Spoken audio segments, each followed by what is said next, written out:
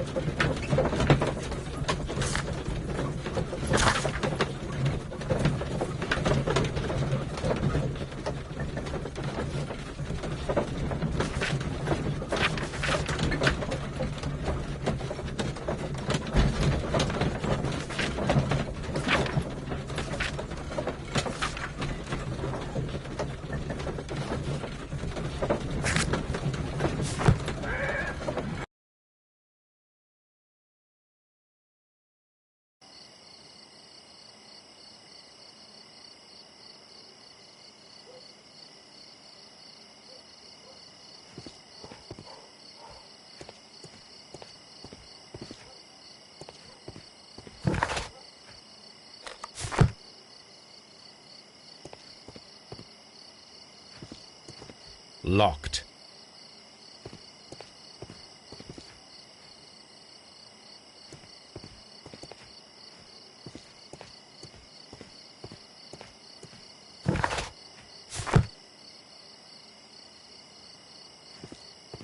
Locked.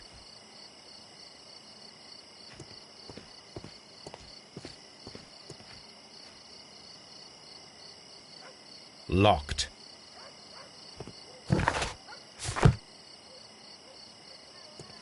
Holmes, poor little Wiggins needs our help.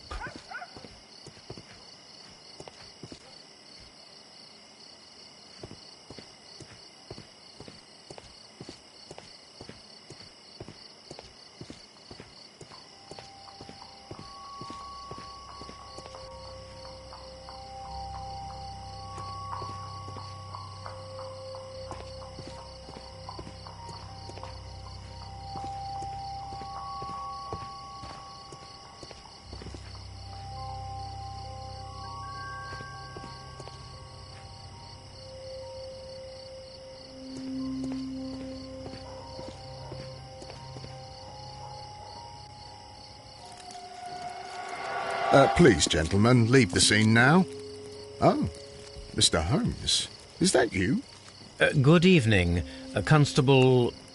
Constable Marrow. I was here with Inspector Aberline during the Ripper case, Mr. Holmes, back in '88. But then this is nothing like that case. With this one, we've got the murderer, the weapon, and the statements, which speak for themselves. Of course, Marrow. But you know that appearances can sometimes be deceiving.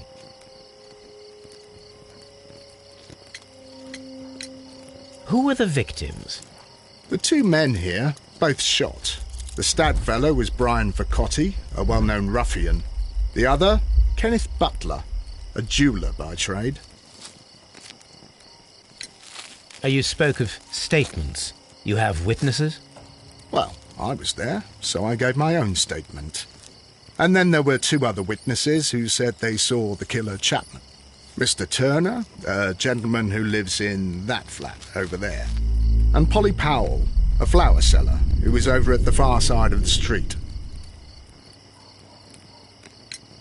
So, Constable Marrow, I should be delighted to hear your testimony. I was standing at the north side of Half Moon Street. That was the side that you came from. But you would have been unable to observe this part of the street, where we are standing now. That is correct. But I saw the two victims slowly enter Half Moon Street, and then shortly after, the fireworks started. A few minutes after that, the fellow Chapman rushed towards me and ran into Half Moon Street. Please continue. I didn't pay attention, but suddenly I heard a woman's cries and police whistles on the other side of Half Moon Street. I rushed over there and I saw the two dead bodies on the ground. When I reached Whitechapel Street, I saw Leighton Chapman. He'd been caught by two police constables.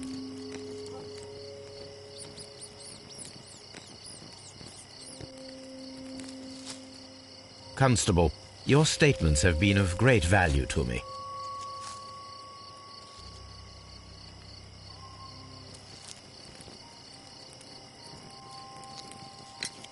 Did you hear the shots? I didn't hear any shots. The fireworks were all over the sky. They were so loud I couldn't hear anything else. What were the fireworks in honour of, Constable? Well, today's Queen Victoria's birthday, Mr. Holmes. Ah, yes, I appear to have lost track of the days. It is May now, of course. Constable Marrow, what else caught your attention while you were running through Half Moon Street? I saw nothing but rats, and I took the time to light every corner with my lamp.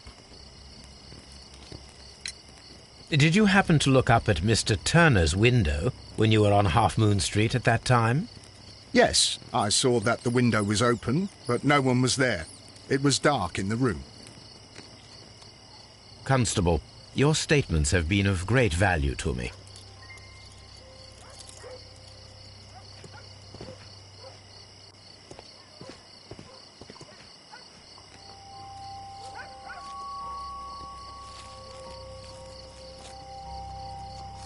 The bullet struck his head. This man didn't stand a chance.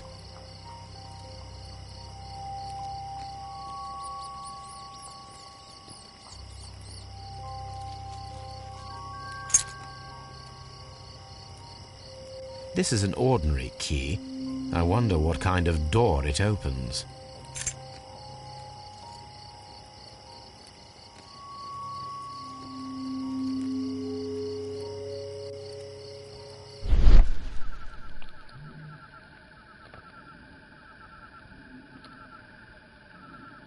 A piece of wood that has stuck between the cobblestones. Let us take a closer look.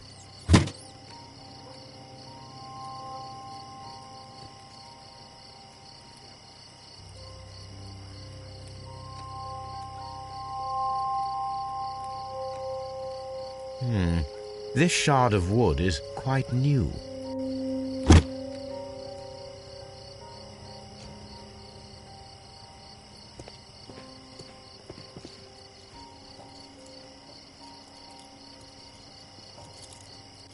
He tried to stop the bleeding with his hand. Death was not instant.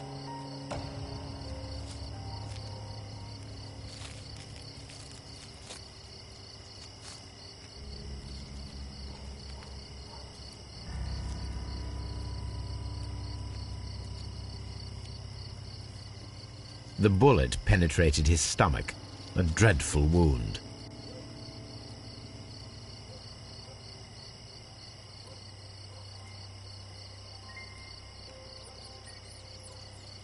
A tattoo from Westgate Prison. Vacotti must have done some time there.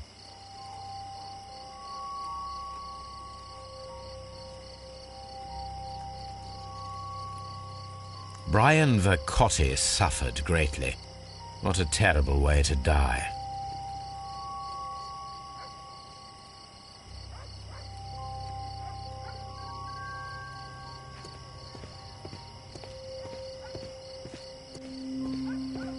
Mr. Holmes, did you see my brother at Scotland Yard? Is he all right?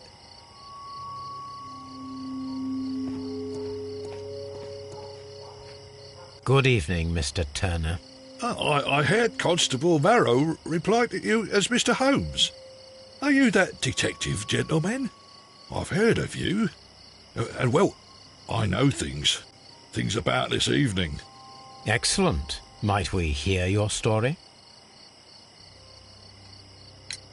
Could you tell us everything that you may have seen or heard? I was already in bed when the fireworks started. A few moments after, I clearly heard 2 gunshots from outside. Please continue. I quickly got up and I grabbed the lamp from my nightstand and I rushed towards the window. I looked down and I saw 2 bodies. And there was a man with a gun who was standing nearby. Where exactly? Well, near this body. Did he notice you? I don't think so. He rushed towards Whitechapel Street without looking around.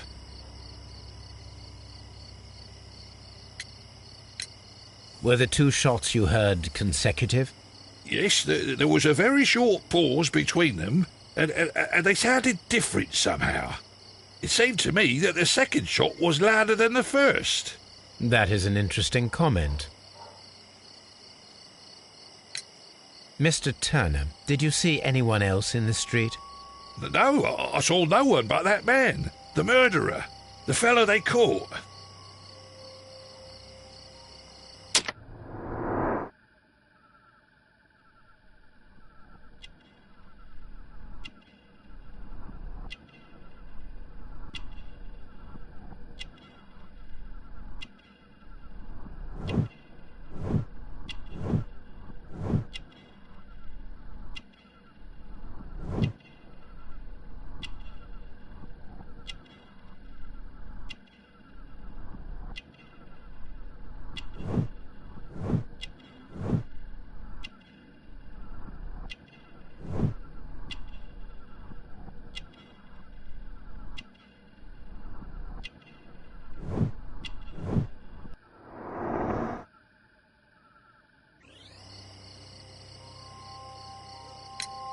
Mr. Turner, what were your actions after you stepped up to the window?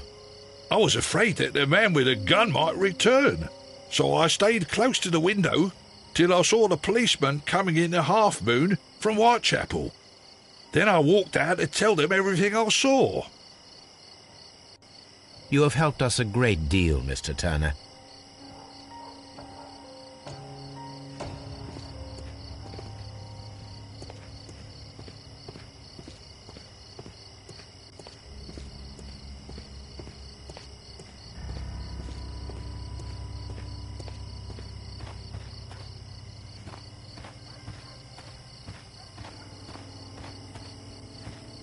Mrs. Powell? What do you want? My name is Sherlock Holmes. I'm assisting the police with their investigation of the crime that took place this evening. Well, I've already gave my testimony, but very well. Could you tell us everything that you may have seen or heard? Yes. I was selling my flowers as usual, and then the fireworks began, in honour of Queen Victoria. I enjoyed those. But then, all of a sudden, a young lad ran out of Half Moon Street and stopped just by me. He had a gun in his hand. He was like a ghost, and all covered in blood. It was dark, but I could see him, because of the flashes from the fireworks. And then? I screamed as loud as I could. I knew that a policeman should be on duty in the vicinity. He had no time to escape. 2 constables got him. Then another constable came out from the very same street, and I heard him talking of a horrible murder.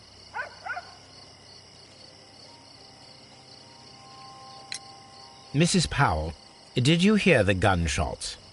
I'm not sure. You know, what with the fireworks? Did you see anyone else leaving Half Moon Street, prior to or at the time of the crime? No, sir, I did not. Even with all the fireworks, I was very attentive, as I'm always on the lookout for customers. My thanks to you, Mrs. Powell.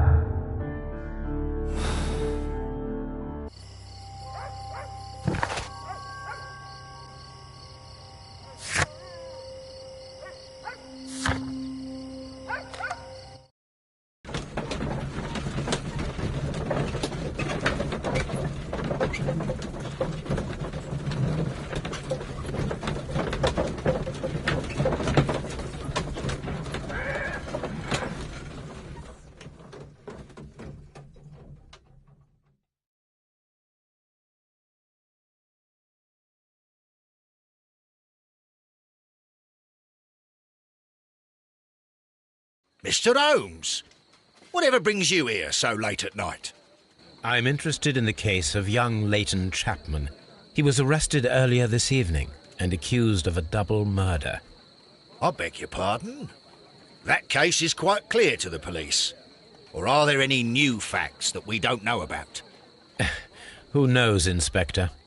Look, you are free to investigate, of course, Mr. Holmes. Chapman was arrested with a revolver in his possession, which you can find in the evidence room. The suspect himself is in custody. Did you find anything else on his person? A few personal belongings. Nothing particular, Mr. Holmes. Thank you, Lestrade.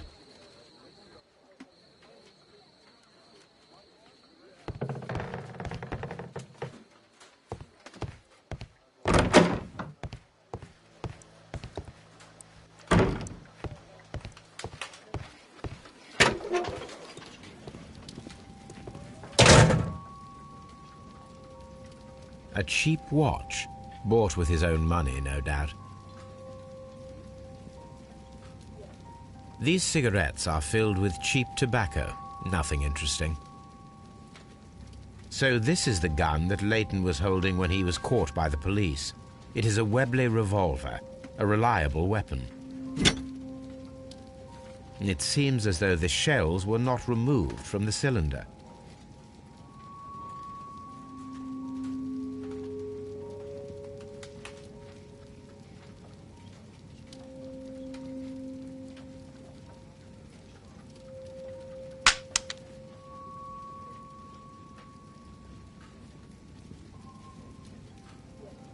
Two out of the 6 shells have been fired. There were 2 shots.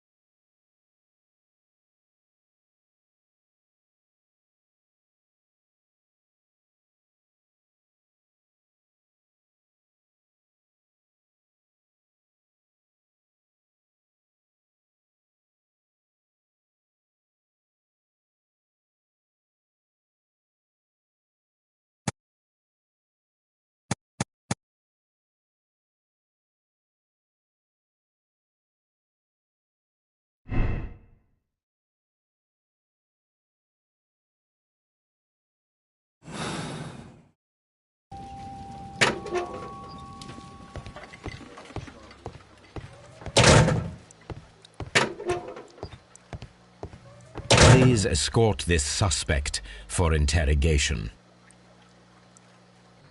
Good evening, Mr. Chapman. Who are you? I've got nothing to say. It's all a mistake. Calm down, Leighton. I have come here to help you. To find out if you truly are innocent, as your younger brother Wiggins has told me. My brother? You know him? Then that means you're... Sherlock Holmes. Oh, blimey. All right, Mr. Holmes. I'll tell you everything.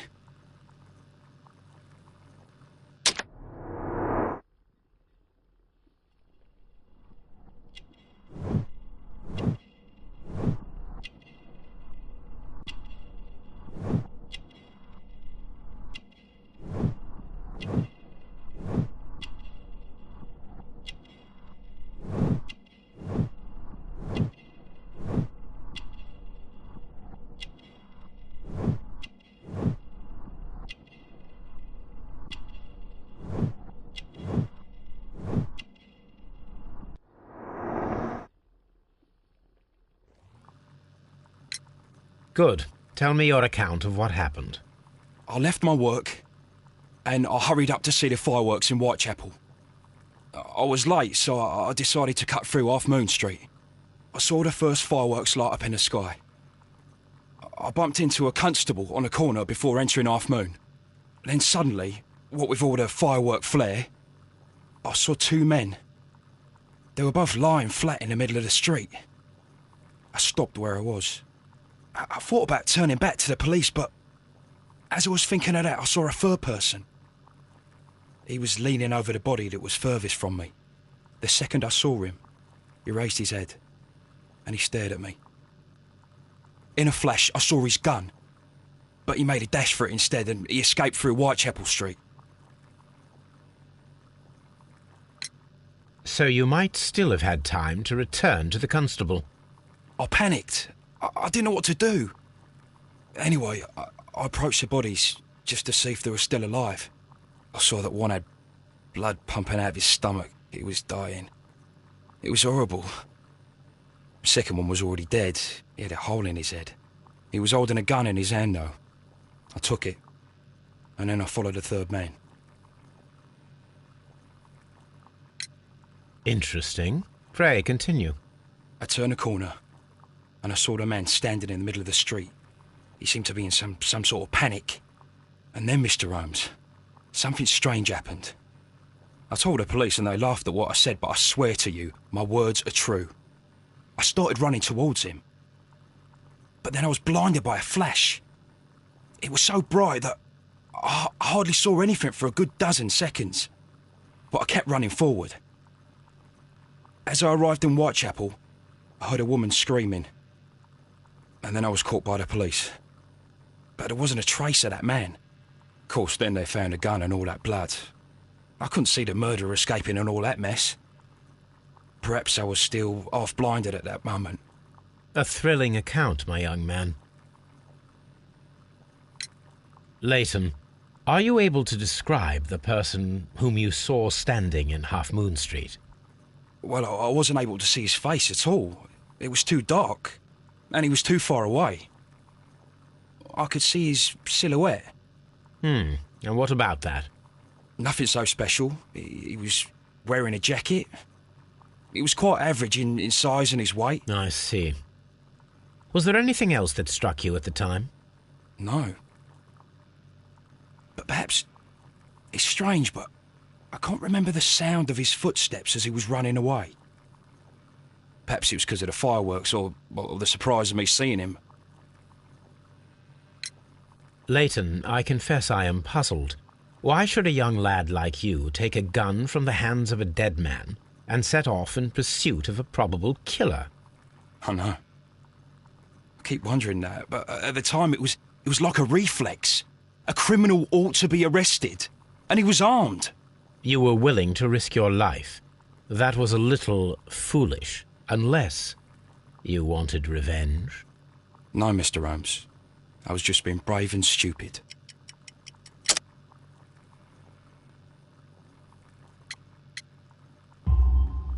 I'm sure that you were, but I believe that you may have recognized one of the victims, Brian Vercotti. You knew that gentleman well, did you not? However could you know that? You have a typical tattoo of the Westgate Brotherhood upon your hand. I observed exactly the same mark upon Mr. Vercotti. You came to know him from your sharing a past prison sentence. Am I correct, Mr. Chapman? Oh, God. You're right, Mr. Holmes. Would you tell me a little about Brian Vercotti? We were convicted for a robbery. Once in prison, both of us joined one of these fraternities. During that year, we tried to help each other out, you know? You were quite young then, I believe. Yes, Mr. Holmes, we were. We'd only stolen a pound of meat. After we were released, and when I saw what my little brother had become, I decided to work towards living an honest life. And Vercotti? He had a hard time. His sister had died in a Whitechapel dispensary while he was in prison. He had no family anymore. Our paths split. He fell back into crime. So you lost him? Yes. And for around 2 years, I heard no news of him at all. We shall see you soon, young man.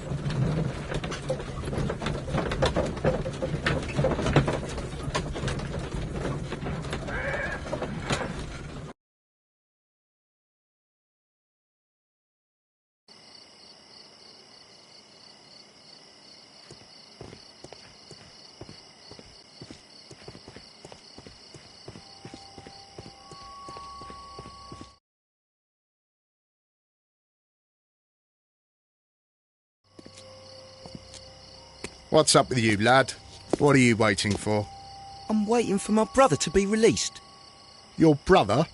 The one that you caught, beat up and imprisoned. Ah, the murderer. He ain't killed no one, copper. Watch your mouth, lad, else you'll be joining that worthless brother of yours.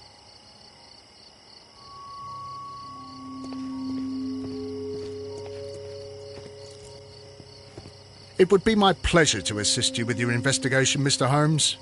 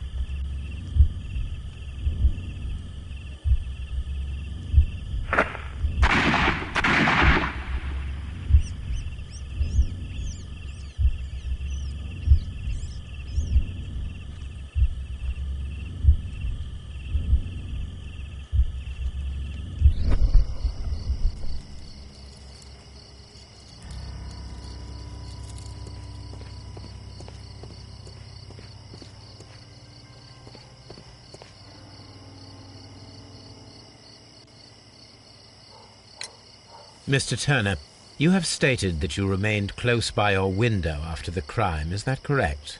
Oh, yes, Mr. Holmes. I stayed at my window until the policeman arrived to examine the dead bodies.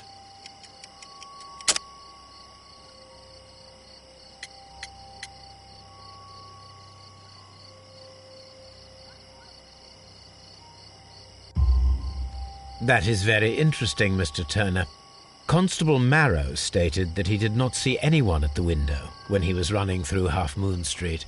Well, I think Constable Marrow and me, we might have been distracted by the whistles and shouts coming from Whitechapel.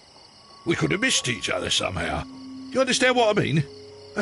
It was a bit of a stressful moment, to tell you the truth, sir. Allow me to form my own theories, Mr. Turner.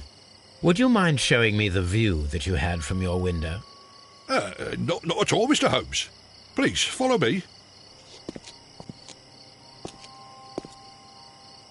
Mr. Turner appears to live very modestly.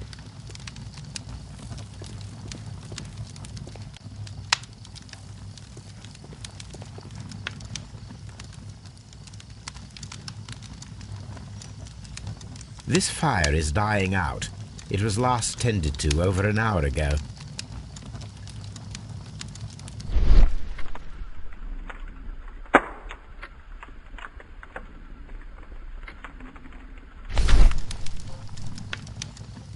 The papers are almost entirely burned.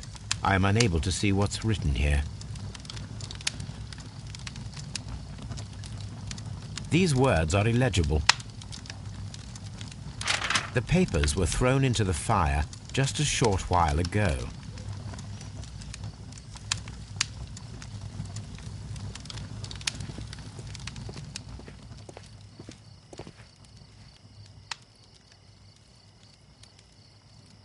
This kitchen knife is quite sharp.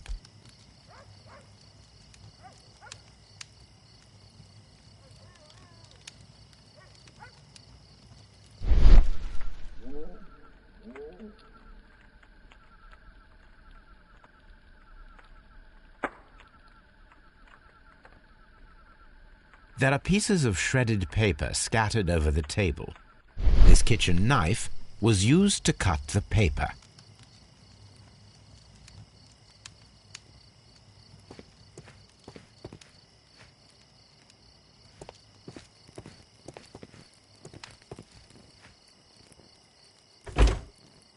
So, that's the view Mr. Turner had when he opened the window.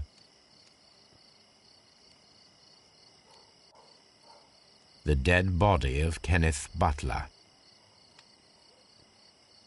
Brian Vercotti's contorted corpse. Mr. Turner had a perfect view of the crime scene. He saw the bodies clearly, and Leighton Chapman standing over them. Anything else you would like to know, Mr. Holmes?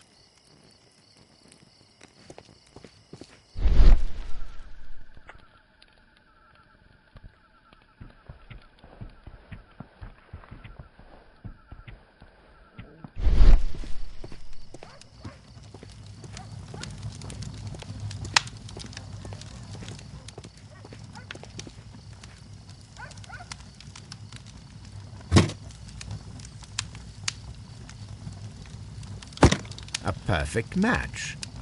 So, Mr. Turner broke his stick when it became stuck between the cobblestones.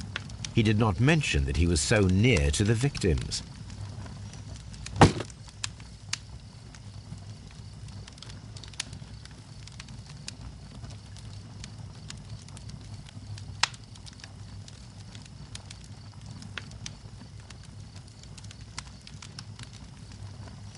The books on this shelf are in a mess. It looks as though Mr. Turner was trying to find something in a hurry here a short while ago.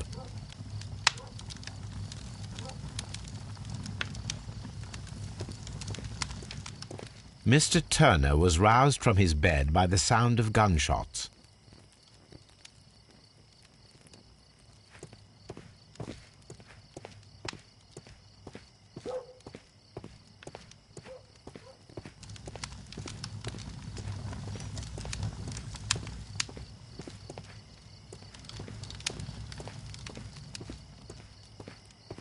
Anything else you would like to know, Mr. Holmes?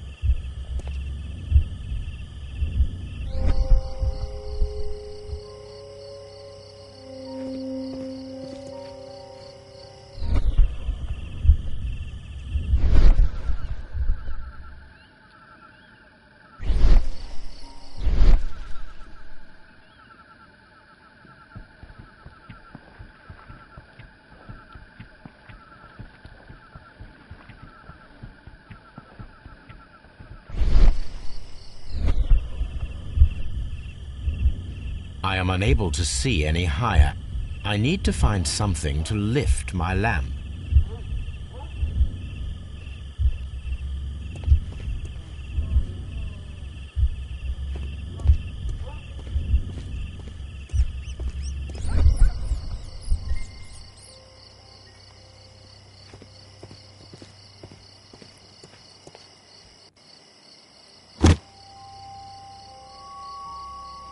This should be useful.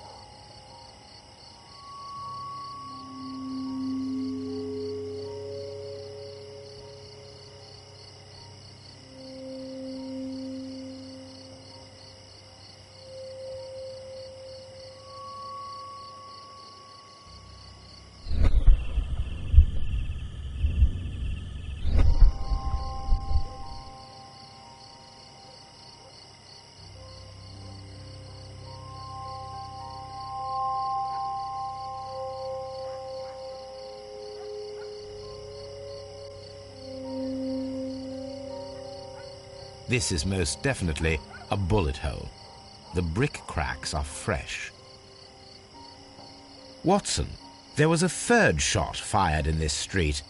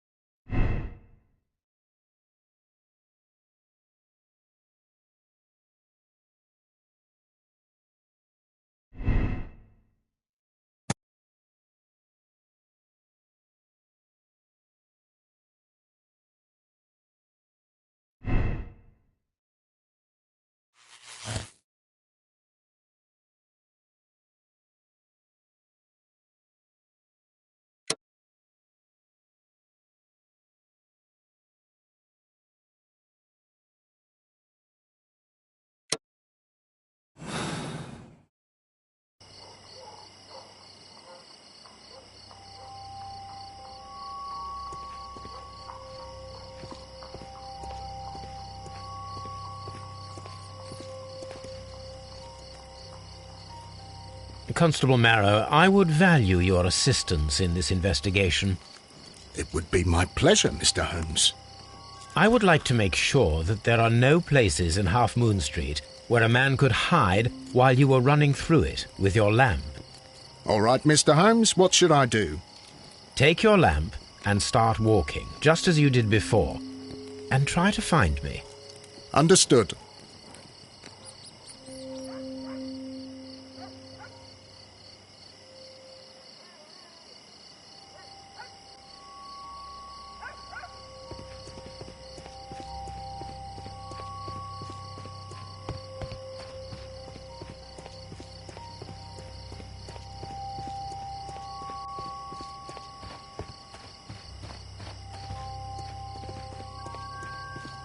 No, this is not how I walked at the time of the crime. I was more attentive. Let's start over again.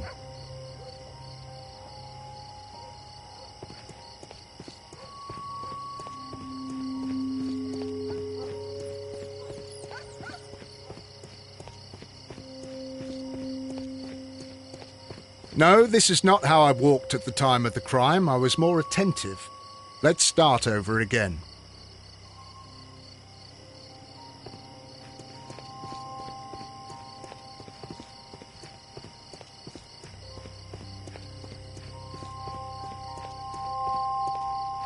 I can see you very well, Mr. Holmes.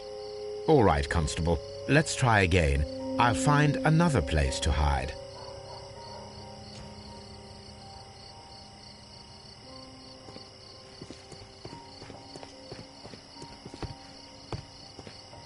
Here you are, Mr. Holmes. All right, Constable. Let's try again. I'll find another place to hide.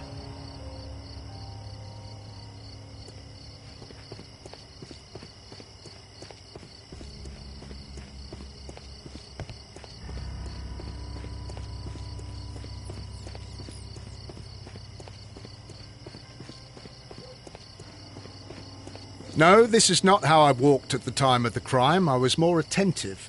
Let's start over again.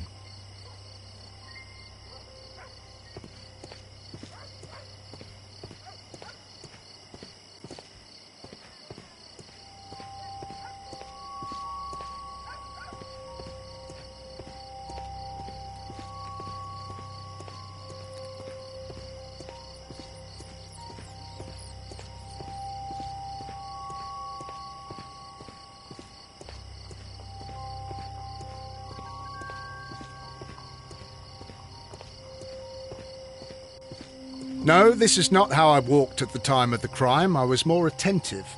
Let's start over again.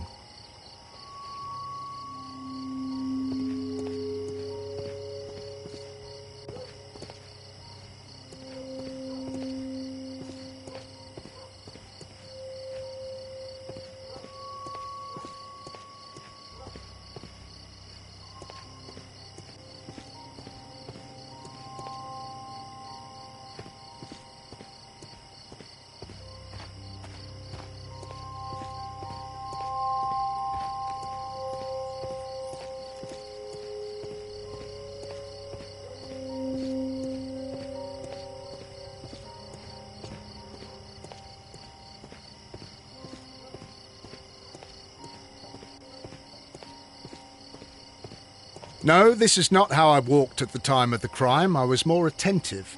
Let's start over again.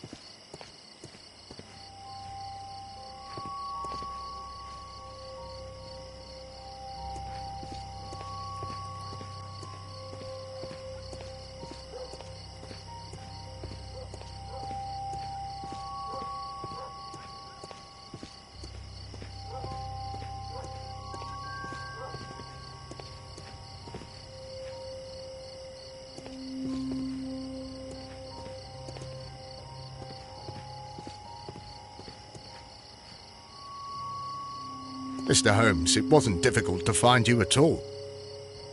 It is obvious now. No one could escape Constable Marrow's lamp while hiding in the street.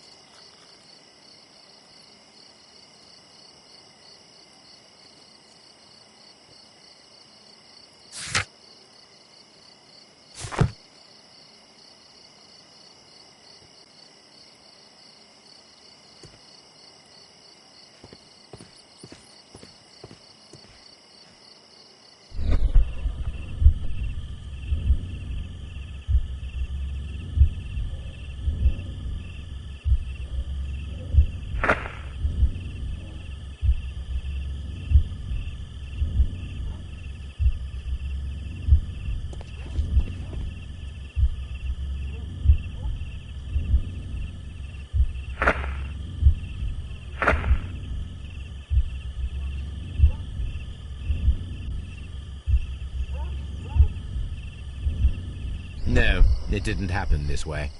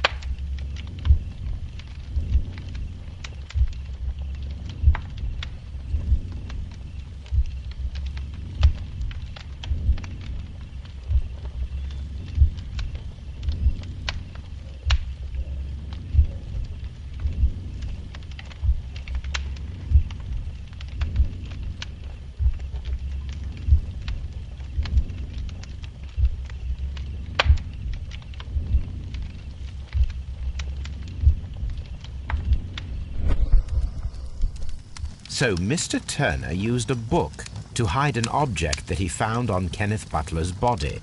The question is, what did he find?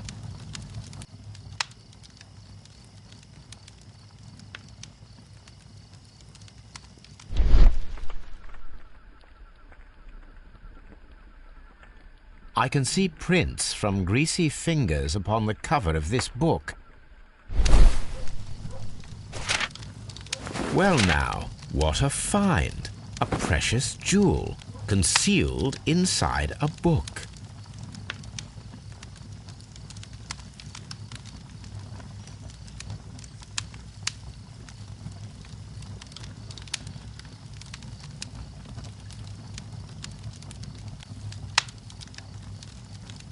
A bracelet with a unique ram's head design, a distinctive feature of ancient Grecian artifacts, probably of the Hellenistic era.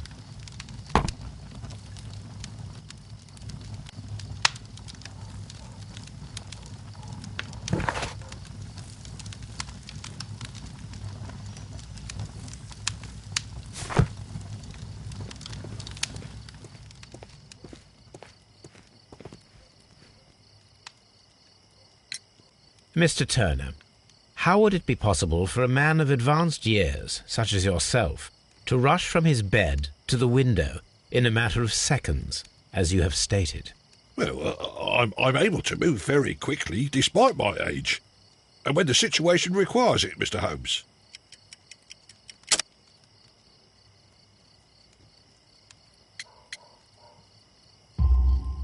I highly doubt that, Mr. Turner. I observe that you suffer a severe limp, due to your injured right leg.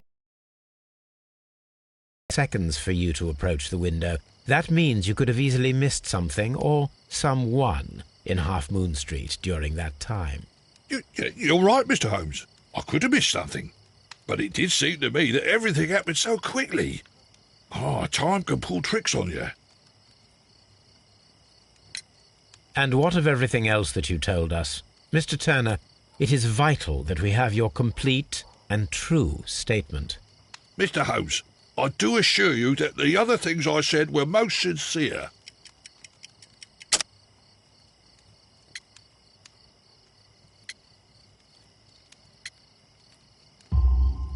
Mr. Turner, you were not sincere with me. Not then and not now. But Mr. Holmes... This, Mr. Turner, does not look like anything that a poor man might possess. It is worth more than the home that you live in. I can explain. No, merely correct me if I am wrong. You saw Leighton Chapman through the window, but you also noticed a glittering object on the ground, this precious jewel. You walked down and took the bracelet from the body of Kenneth Butler, and when you heard the whistles, you hurried away. That broke your walking stick. It caught fast between the cobbles. Constable Marrow was unable to see you in the window as you were climbing up the stairs on your way back to your flat. Upon returning home, you hid the precious jewel inside a book. Mr. Holmes, please don't send me to prison. I didn't do anything bad. I'm just a poor man. When I chanced upon the bracelet, I saw it as an opportunity to make a little money. I was desperate. I only took the bracelet, that's all, I swear. You made a mistake by lying to me. But you are not a criminal. I believe that. Although I must return this bracelet to its rightful owner.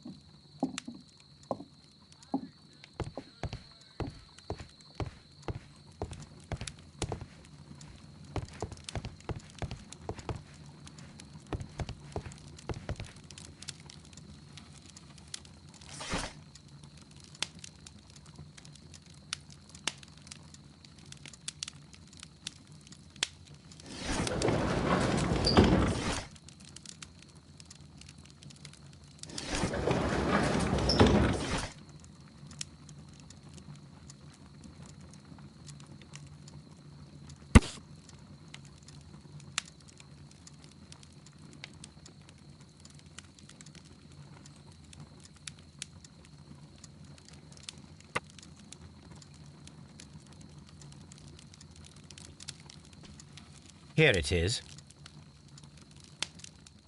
I need to continue my research in my archives.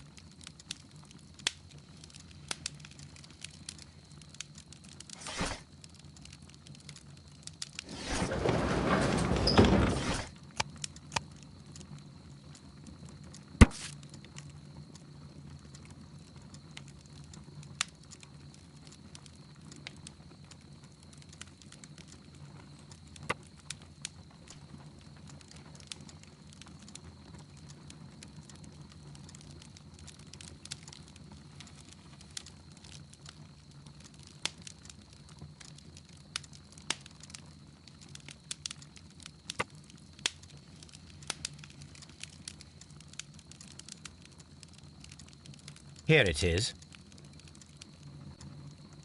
One of the victims, Kenneth Butler, was involved in the story of the stolen Hellenistic treasures. A visit to his pawn shop should tell me more.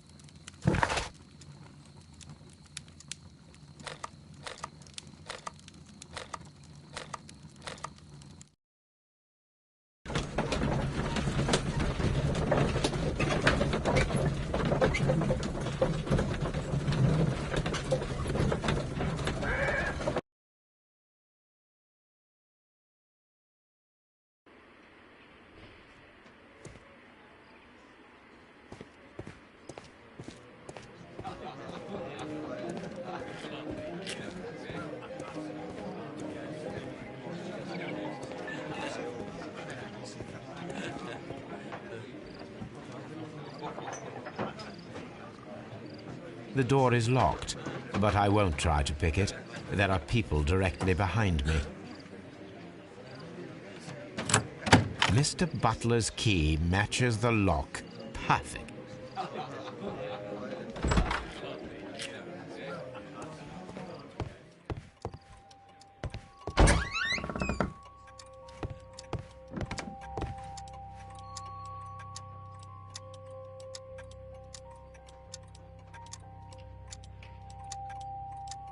This is exactly what we need in order to imitate the flash of the fireworks.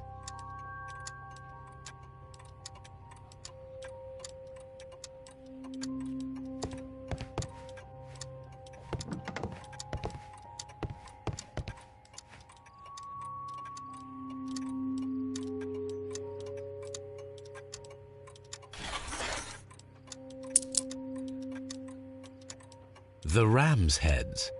This necklace belongs to the 5 Rams of Mittelin collection. Interesting.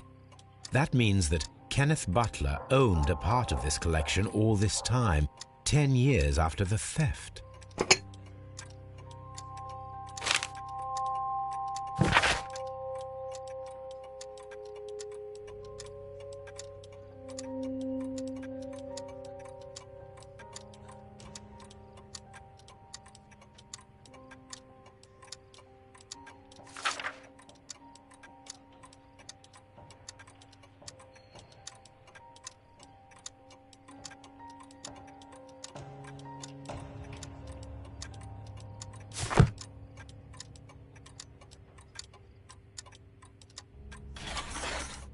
It looks as though Mr. Butler kept a careful record of his operations.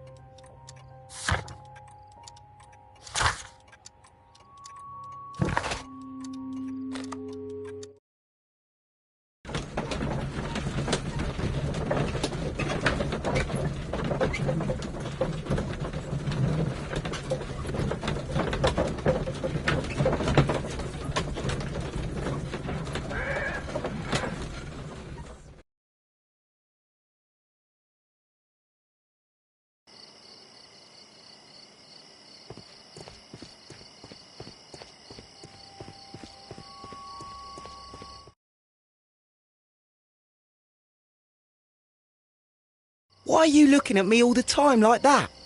I'm just watching you, lad. I never know what to expect from people like you. People like me? Yes, street beggars and thieves. I ain't a thief. Oh, no? Then where did you get whatever it is that you're gnawing on? I very much doubt that you bought it. What ain't seen can't hardly be stolen.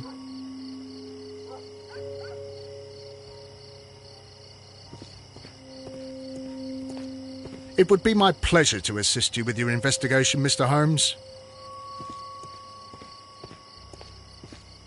Mr. Holmes, did you see my brother at Scotland Yard? Is he all right?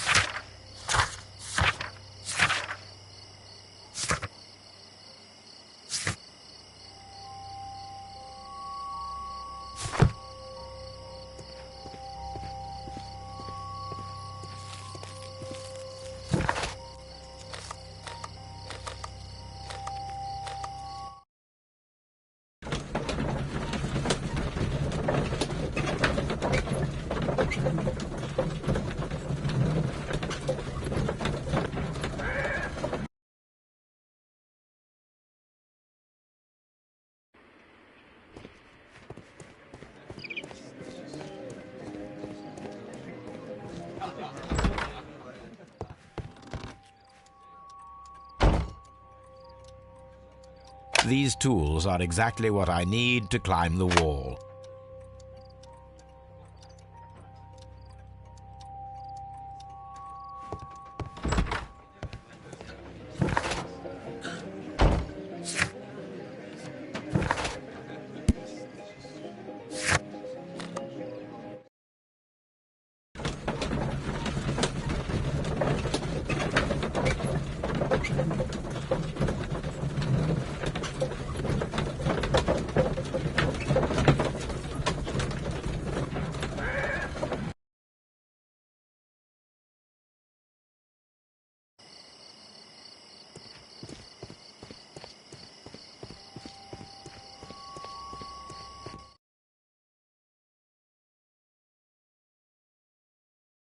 Wiggins, my lad, what are you doing here? You'd best be leaving and be quick about it.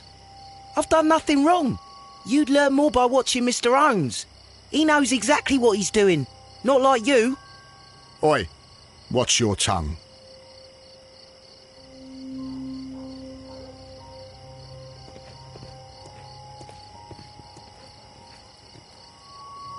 Constable Marrow, Watson, I would like to perform another kind of reenactment with your help. I'm listening, Mr. Holmes. I want to check if Leighton's testimony can be trusted. If someone could vanish into thin air at a specific moment. But Holmes, I don't see how. I am going to be the mysterious gentleman whom Leighton followed.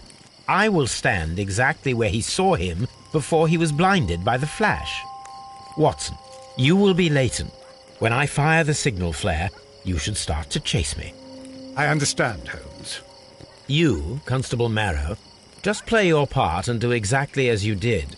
Just, please, wait 5 seconds after the signal flare. I doubt that Polly Powell would have screamed any earlier. As you say, Mr. Holmes. Let us begin, then. Catch me if you can.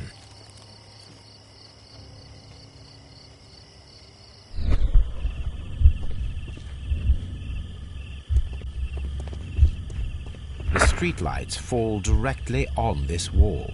Not an ideal spot to escape the crime scene.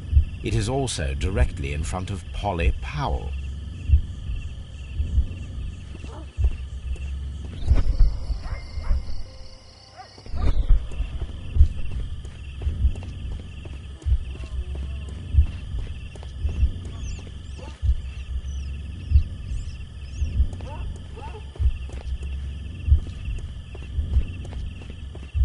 The moon illuminates this wall. Anyone trying to climb it would be easily spotted by Constable Marrow. This wall is cast in shadow. It would be difficult to see anyone scaling it.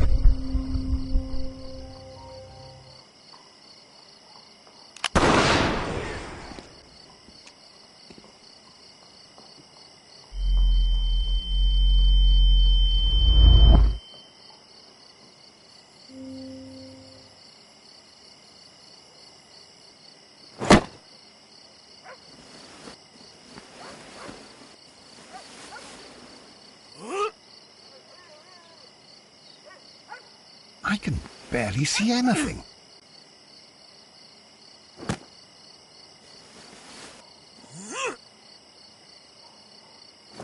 Holmes? Are you there?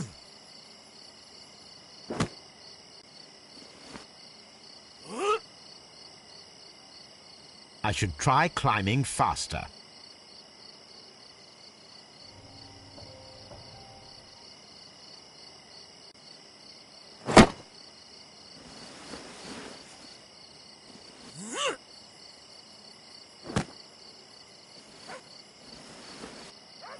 I can barely see anything.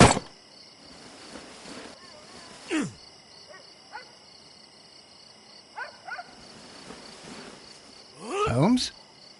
Are you there?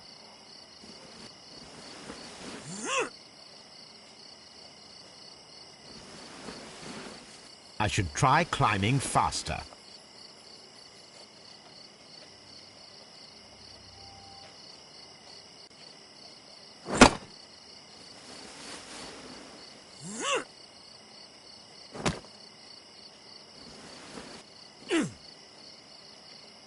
I can barely see anything.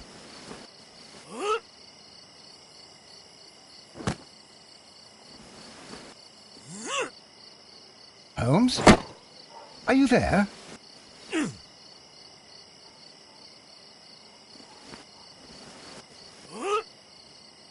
I should try climbing faster.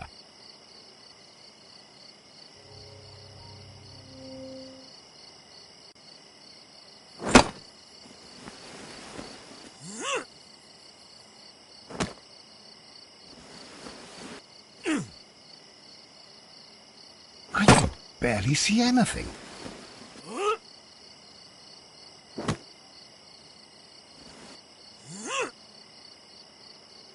Holmes? Are you there?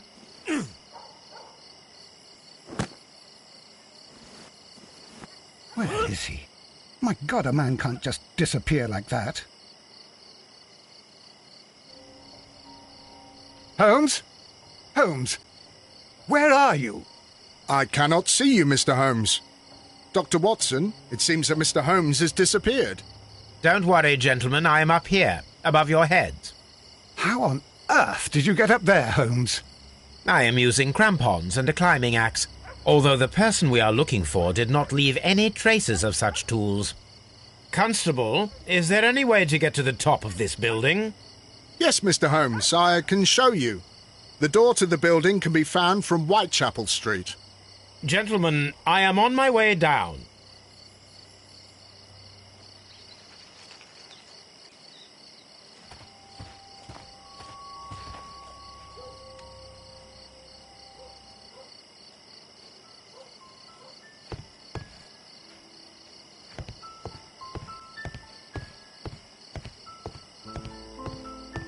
These shards of glass are from the window above.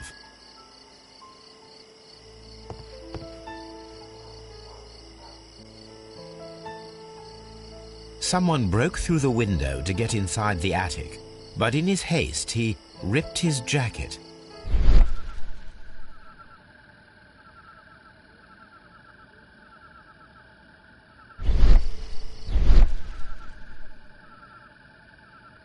A cluster of thick black threads. They're unusually strong. I should examine them under the microscope. We can conclude that the person whom Leighton saw climbed up the wall, broke into the attic window, and escaped through the hatch.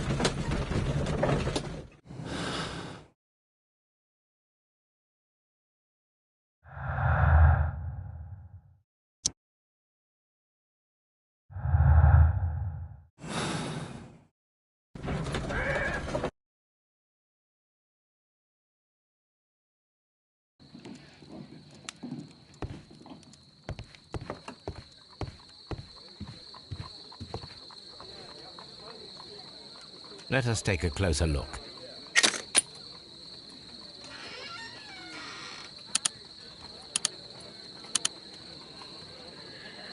It is not a thread, but a hair. I very much doubt that it is human. I need to compare this sample with a human hair and a horse hair. A shaving brush is usually made from horsehair. Watson, could you please pass me your shaving brush? Here you are. Watson, look, what's outside the window? Well, I don't see anything. Ouch! Holmes! Oh, don't make such a fuss. One little hair. Human hair is significantly thinner than the black sample. The horsehair is thinner than the hair that we found. So, this black hair belongs to an animal, and it is larger than a horse. A hair from a large and exotic animal.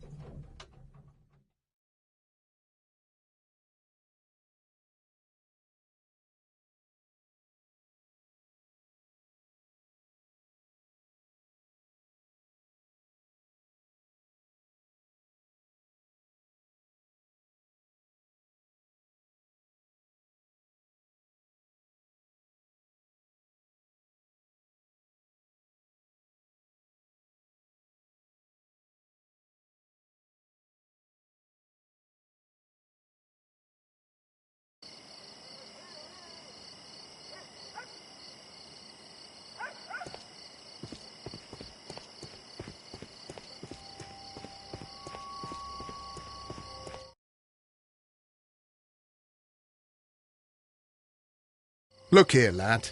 You'd better go home and start thinking about what a fine pickle your brother's landed himself in. Ha! But he'll be free tonight, 'cause he's innocent. Don't be daft, lad. It's a closed case.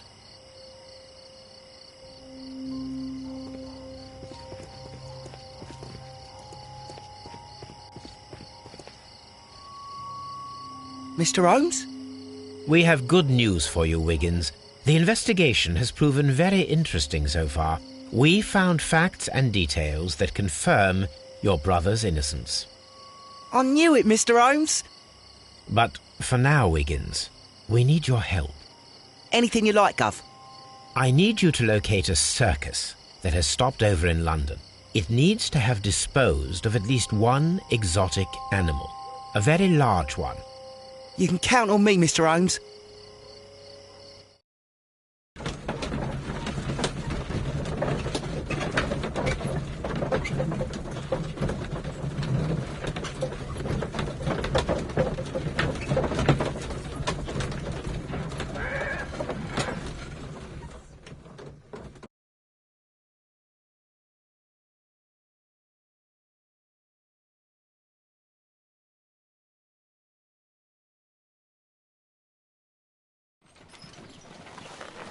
I do hope that those children don't get into trouble, Holmes. Don't worry, Watson. I predict some news in 7 seconds. Mr. Holmes, we found it. Here it is.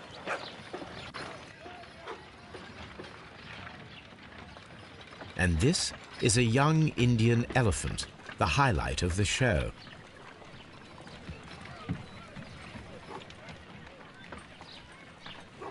Duval Brothers, a well-known travelling circus that is currently stopped in London. I believe that is exactly the type of circus we are looking for. I'll pay it a visit.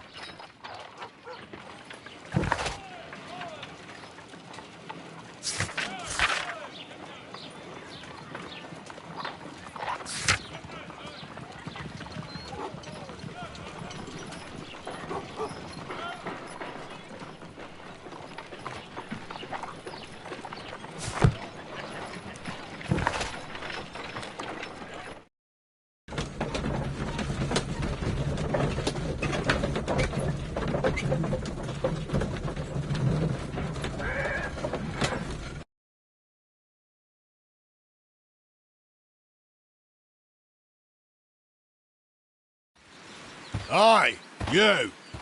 Stop right there. Good morning, sir. Pardon me, but why am I not allowed to walk around here?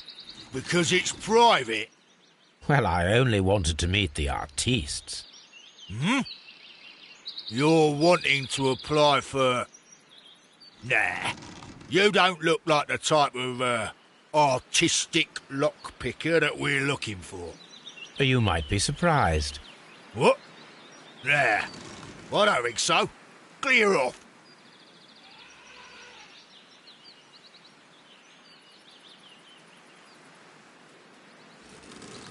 You're a bit slow to catch on, eh?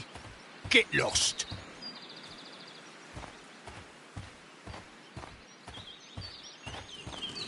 You're a bit slow to catch on, eh?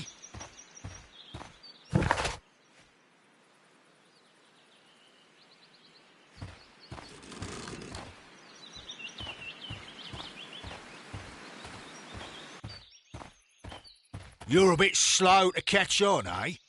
Get lost.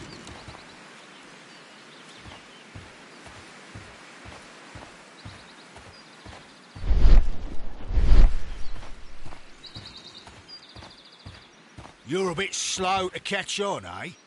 Get lost. You're a bit slow to catch on, eh? Get lost.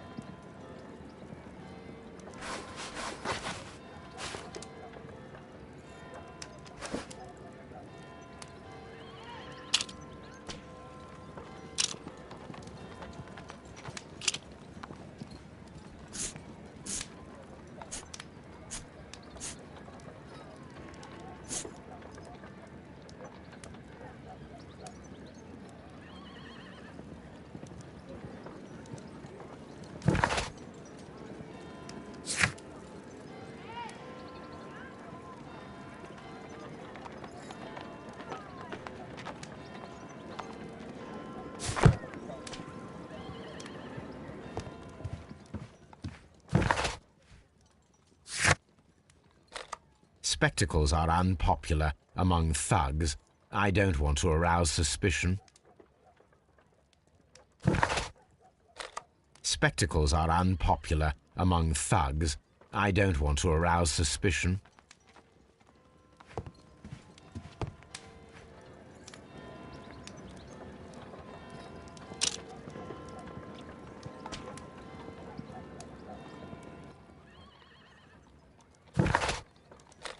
I'd better wear a shabby hat.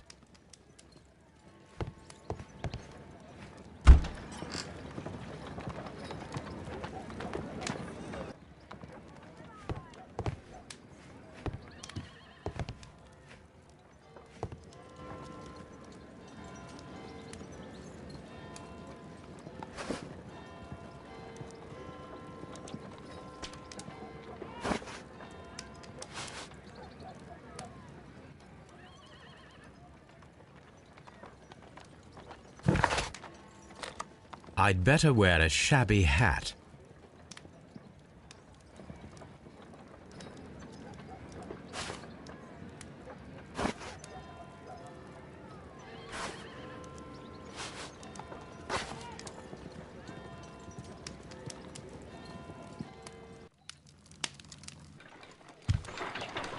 Stay where you are.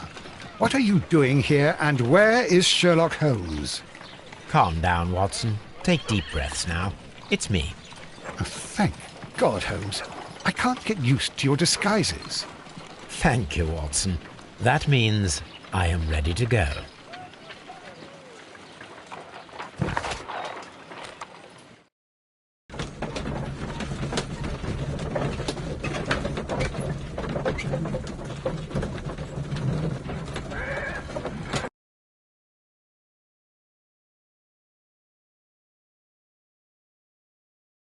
Who are you? What's your name? My name is Nigel. I'm here to open the locks.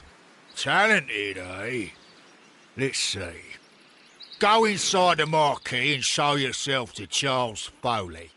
And I'd highly advise you not to trick him. Got that? I've got it.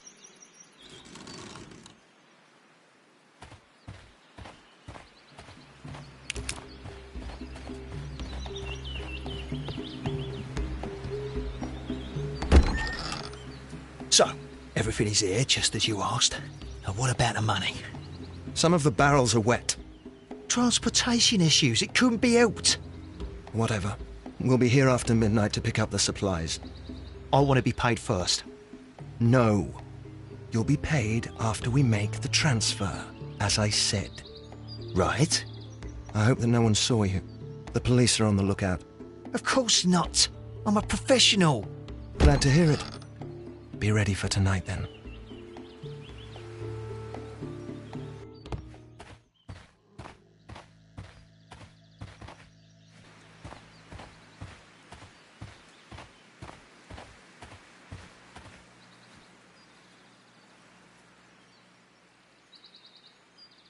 That's a picture of a contemporary gentleman wearing a Robin Hood hat.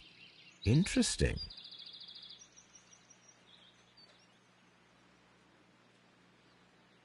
From lambs into lions. Those are words of encouragement and defiance. This poster was clearly made to fire up rebellion amongst the people. This printing press is old, but still quite capable of printing hundreds of pages per day. There are enough posters to paste across half of London's walls.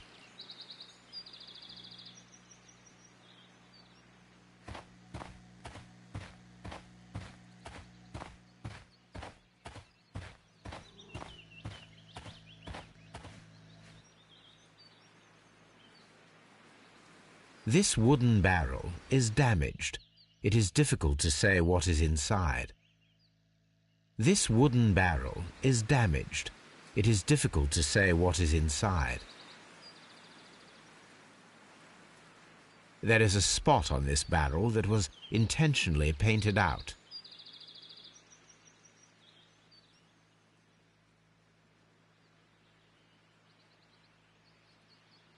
This wooden barrel.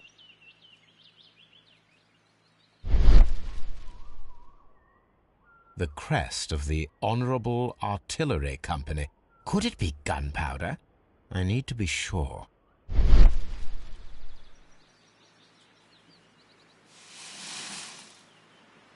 Judging by the fractions and the scent, I can confirm that it is, in fact, gunpowder. The barrels are roughly clustered. It seems as though they were brought here in a hurry. Powder kegs, a printing press, and a great many blank papers.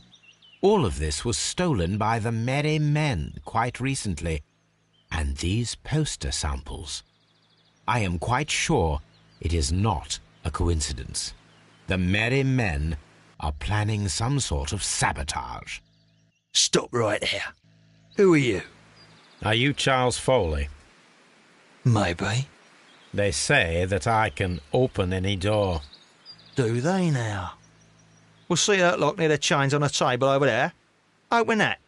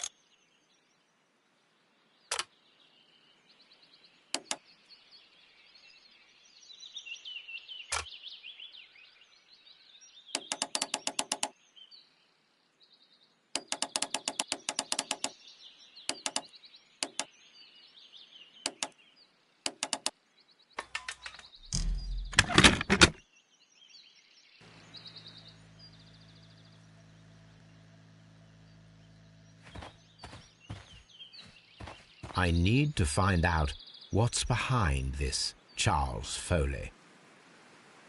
I need to find...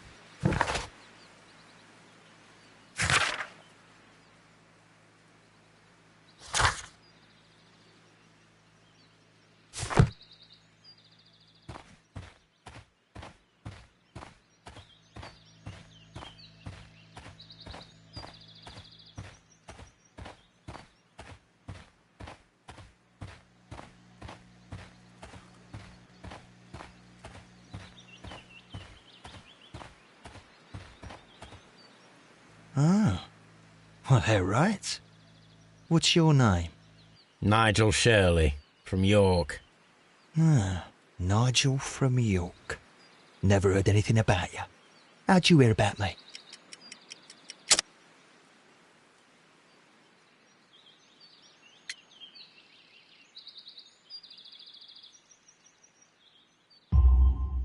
It's a long story. I met your brother, Vincent the Butcher Foley, in prison. He told me all about his betrayal and all about you. Before I was released, he told me that you might find a job for me one day and pay me some money for me craft. Well, he died 7 days ago in prison. I'm sorry to hear that. That's all right. The traitor has paid the blood price for it. And you'll do the job anyway, because I need a talented lockpicker. I know just where to search for his legacy. It's all about the Hellenistic treasures, isn't it? Osh, you fool. Now, listen up. You'll come with us tonight, and you better mind yourself. Us? Wait, who's coming then? Billy, Jack and me. And what will I get for that? We'll share the loot. The one you seem to know about. Right. Wait for us at the abandoned manor house on a corner of Ladbroke Grove and Kensington Park Road at midnight. Deal.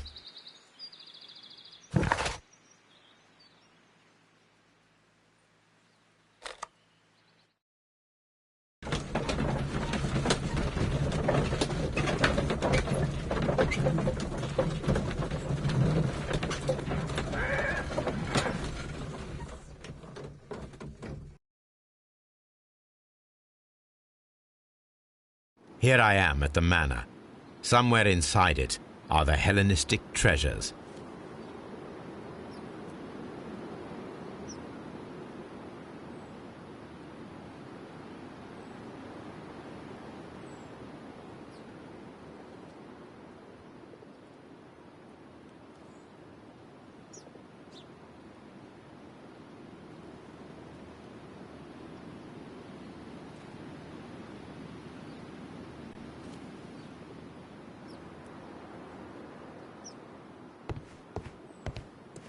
This lock is quite old. It shouldn't be much of a challenge.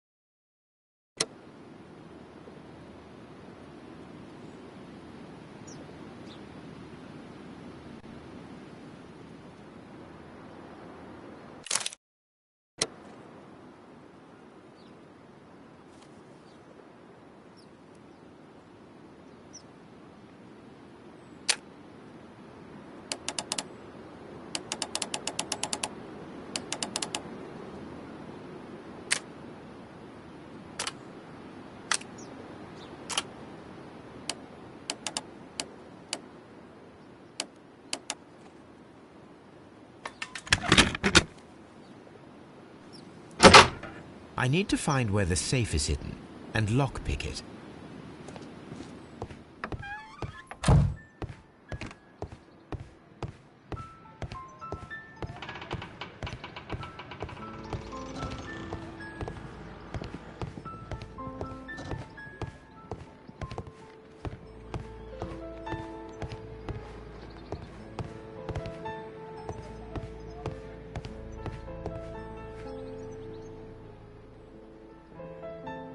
This cupboard is an absolute mess.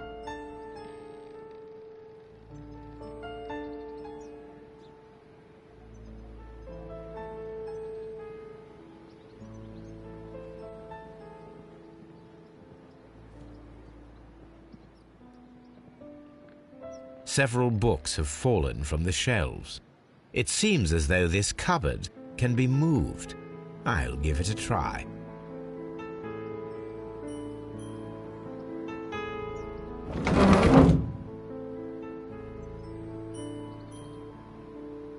So, that's the lock I must open tonight. Let me see.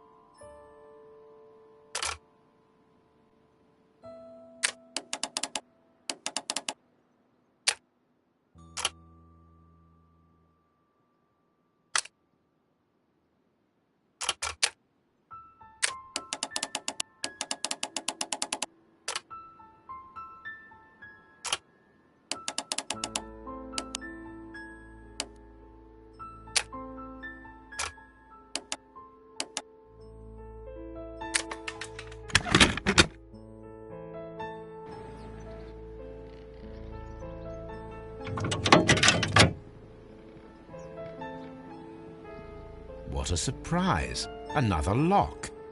And I won't be able to pick it.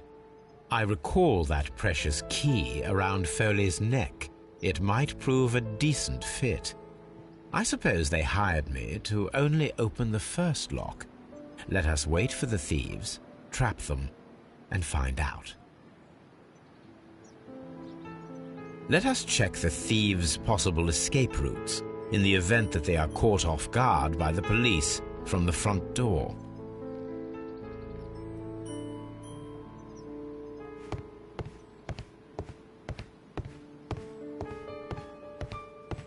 The thieves won't attempt to escape through the front door if the police are right behind it.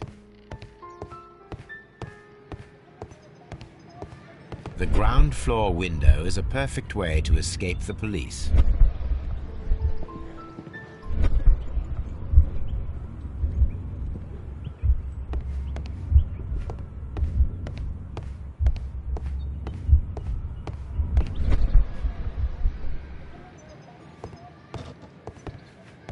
This door is a perfect means of escape in an emergency.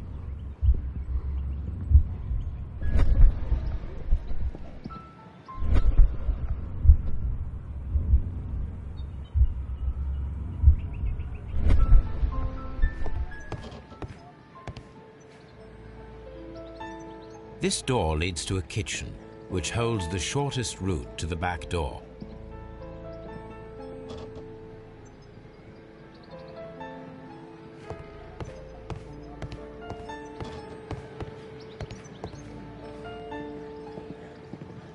A solid rope.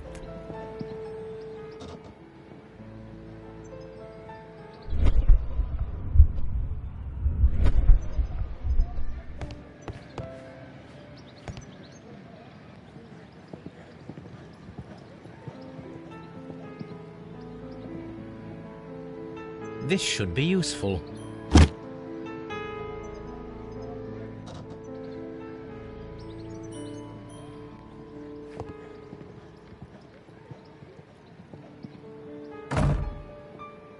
The door is now blocked.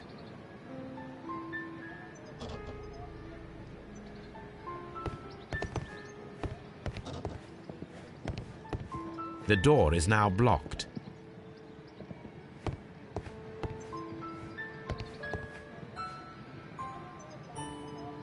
This hatch leads to a cellar.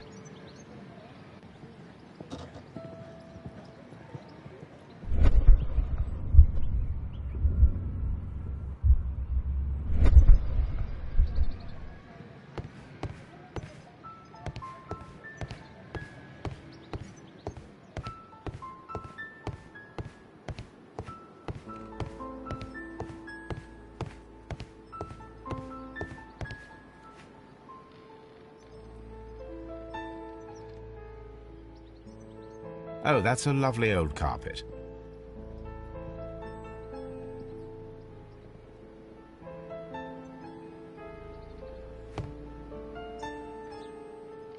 I wonder what this old chandelier is doing on the floor. It looks as though it was poorly attached. I suppose that the thieves already tried to open the lock with this formidable hammer, but they were unsuccessful.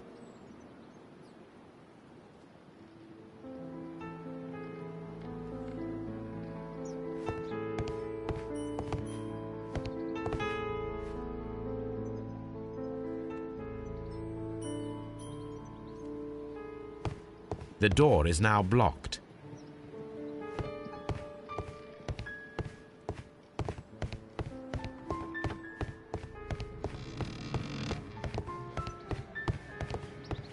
Although this window is high above the ground, it would be possible for one of the thieves to attempt to use it for their escape.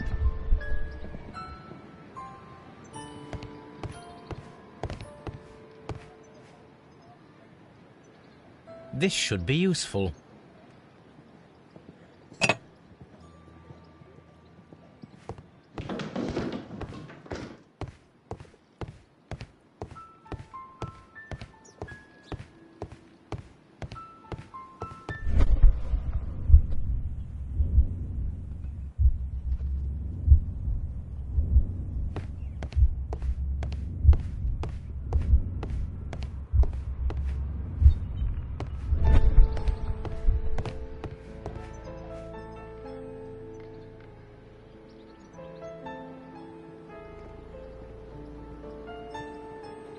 One step on these beads, and our thief will go flying. I should walk carefully here, else my plan will be ruined.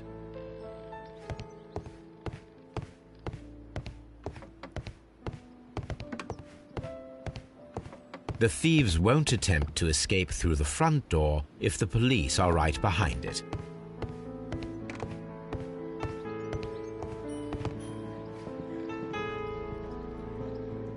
This works Very well.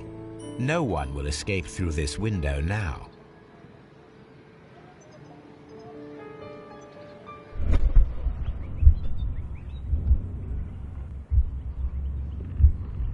Any thief who finds his way upstairs will roll down very quickly.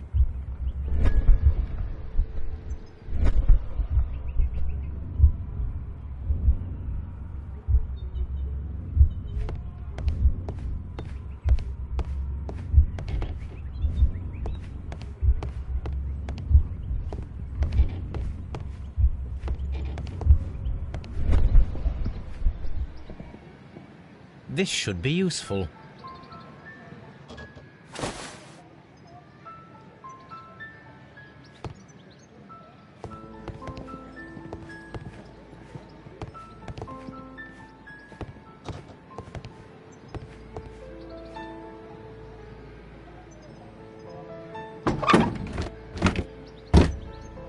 There is no ladder. If anyone falls here, he will need assistance to get out.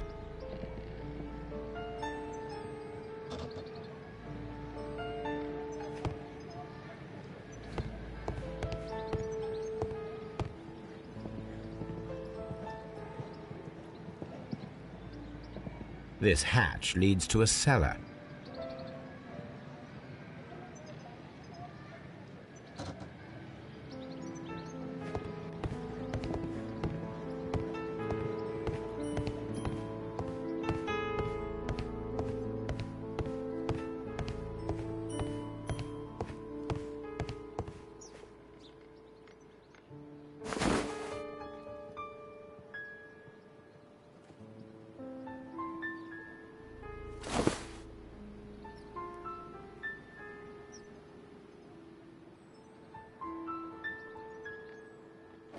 If anyone takes the hammer, the rope will uncoil and make the chandelier fall.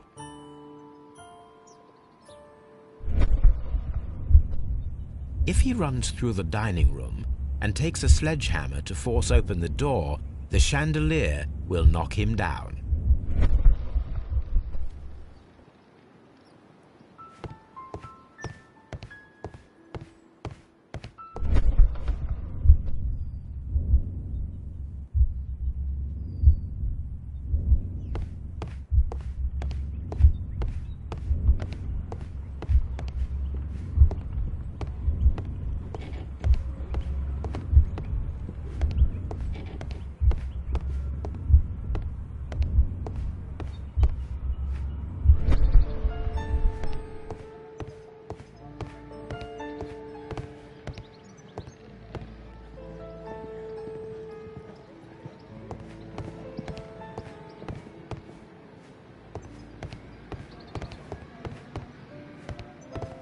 The door is now blocked.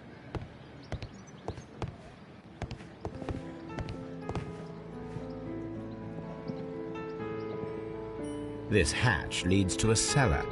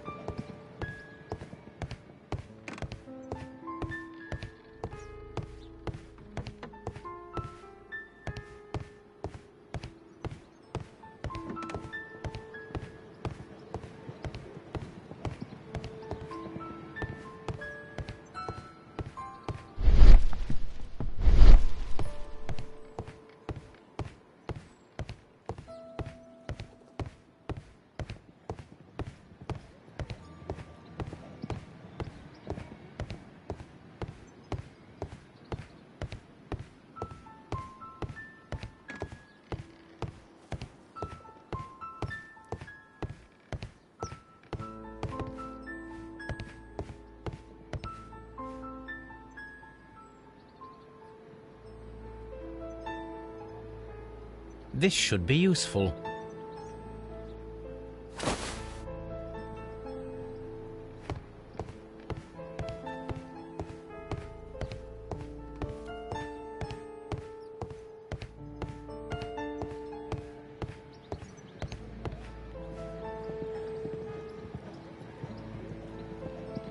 Now, it's not an open hatch.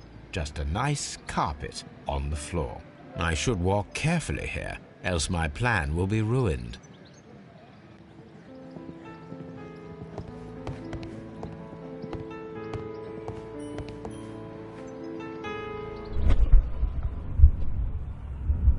Now, if a thief runs through the kitchen, he'll pay a surprise visit to the cellar. The traps for my circus companions are all prepared. I can leave now, but I'll return later with Charles Foley and his companions.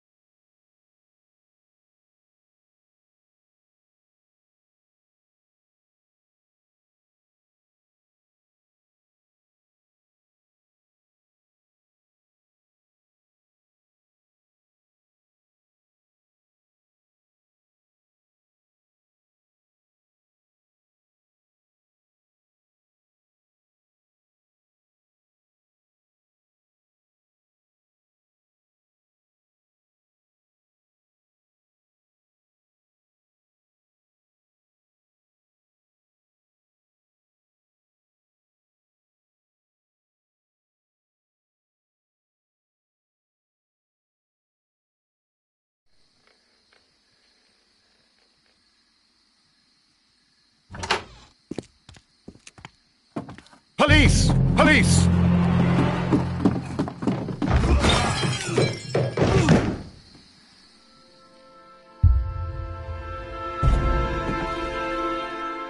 Stop where you are!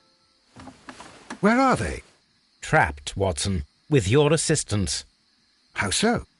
You sounded just like a real bobby, my dear fellow. You startled them into the traps. I did? I assure you, Watson, it was quite an entertaining show. They will not escape the house now. You scum! And this is the pistol used for the murder in Half Moon Street. How do you know about that? Have you closed the case yet, Sherlock? Mycroft, what are you doing here? Did you follow me? Sherlock, it may seem that I used you, but you should be pleased to know that you have served our Queen well, in this instance. So now, let us catch the big fish. But this man is not one of the merry men? No. Then why exactly are we here, Sherlock?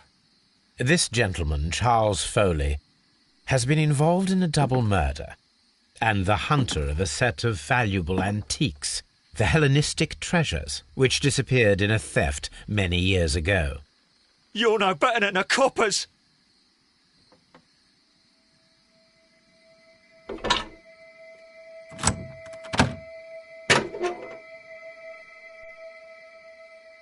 Holmes, that is incredible. The Hellenistic treasures. Indeed. Nothing but trifles. Where are the merry men? I don't know why you are asking me, Mycroft. They are yours to find. I'll see you soon, dear brother.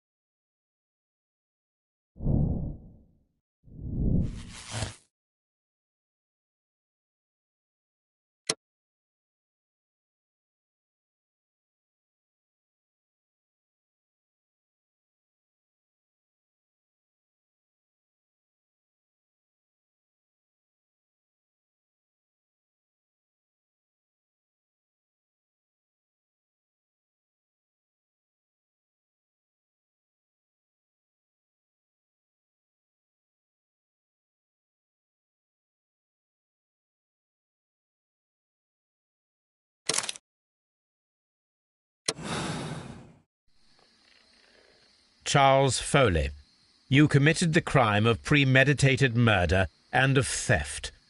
You will be severely punished for your deeds. You are pitiful, you Scotland Yard dog. Save your words for the gallows. I'm sure the journalists will love them. I shall leave now, Watson. Gentlemen, please take our friends here into custody. Where are you going? I have unfinished business. I'll see you at Baker Street.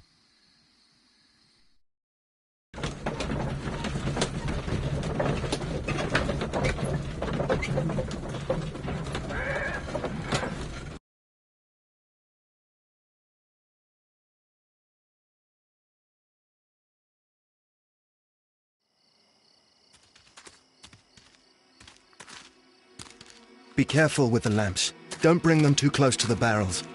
Good evening, gentlemen. Who's there? That is of no importance. What matters is who you are and the plans that you have here. So you can stop us from carrying them out?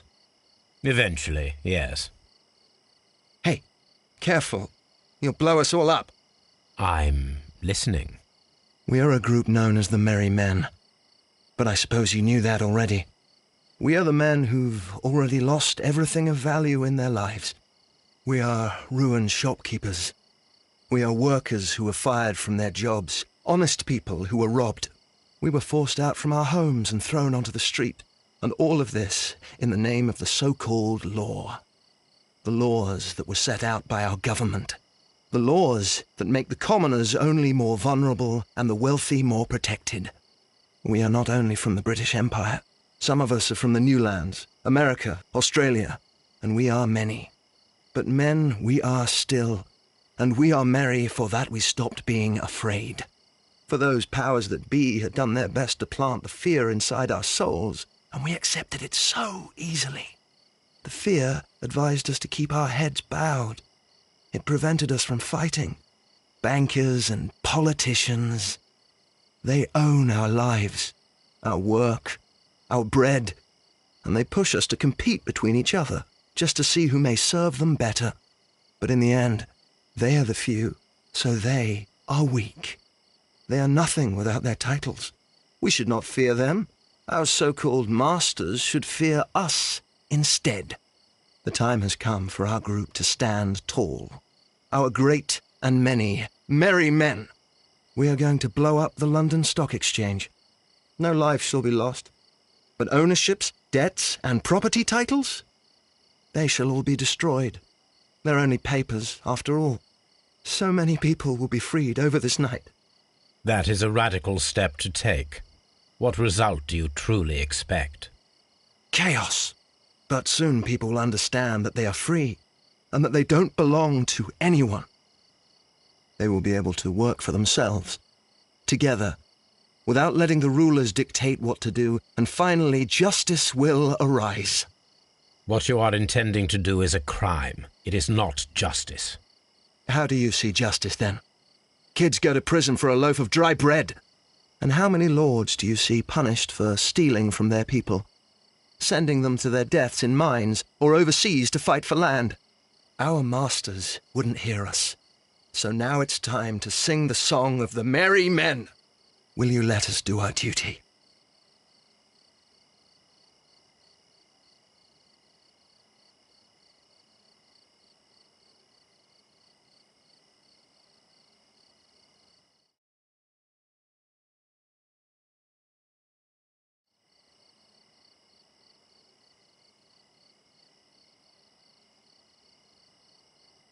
When people fight the order, they are too blind to see the consequences that throw society into chaos. I shall stop your actions, but not you. Run. Now!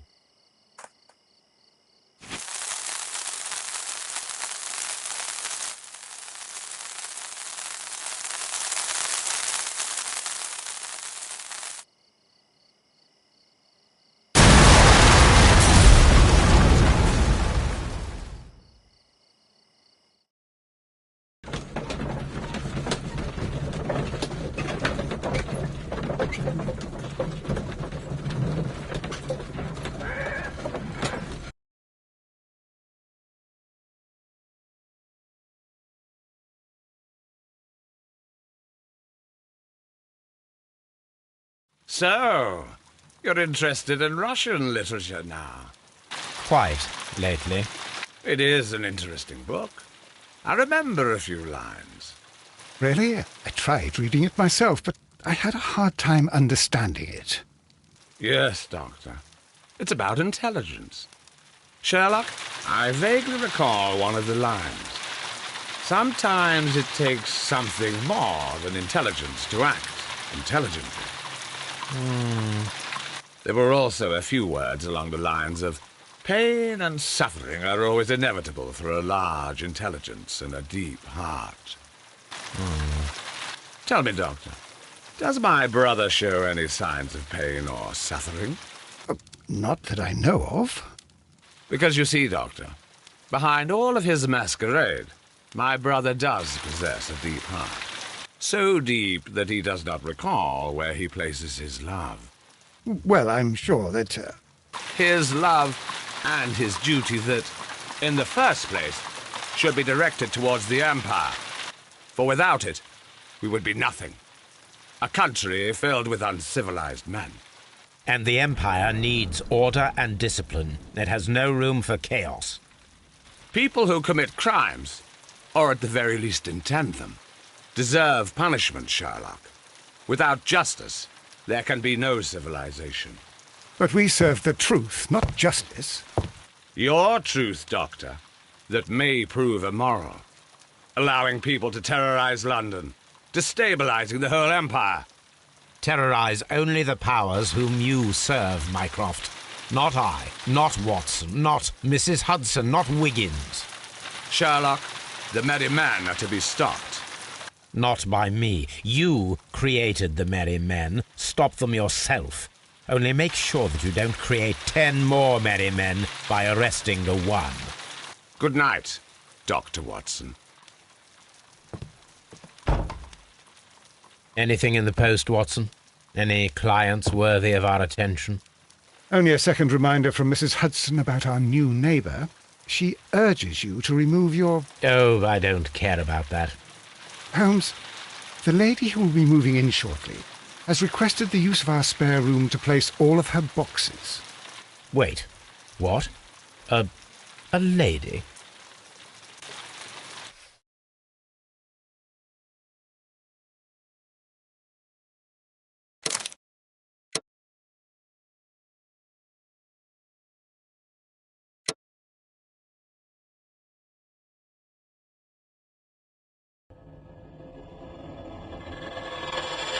you